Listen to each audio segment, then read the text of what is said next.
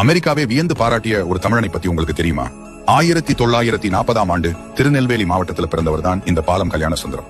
இவர் படிச்சு முடிச்சிட்டு ஒரு கல்லூரியில மாதம் 10,000 ரூபாய் சம்பளத்துக்கு வேலைக்கு போறாரு. அங்க கொடுக்கிற 10,000 ரூபாய் சம்பளத்தை முழுசா ஏழை மக்களுக்கு தானம் செய்யறாரு.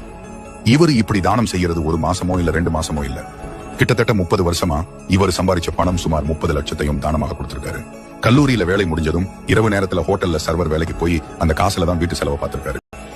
இப்படி ஒரு சேவை செஞ்சவரை வழக்கம் போல தமிழ்நாடு பாராட்டுகளை மட்டும் தெரிவிக்குது. ஆனா இவரோட சேவையை பார்த்து வியந்து போன அமெரிக்கா கடந்த நூற்றாண்டுல இவர்தான் சிறந்த மனிதர்னு சொல்லி இவருக்கு தி மேன் ஆஃப் மில்லேனியம் என்கிற உயரிய விருதை கொடுத்து பரிசு தொகையா 30 கோடி ரூபாய் பணத்தையும் கொடுக்குது. இதை வாங்கிக்கிட்டு சொந்த ஊருக்கு வந்த கல்யாண சுந்தரம் மீண்டும் ஏழை மக்களுக்கு உதவி செய்கிறாரு. எவ்வளவு தெரியுமா? அமெரிக்கா கொடுத்த 30 கோடியையும்.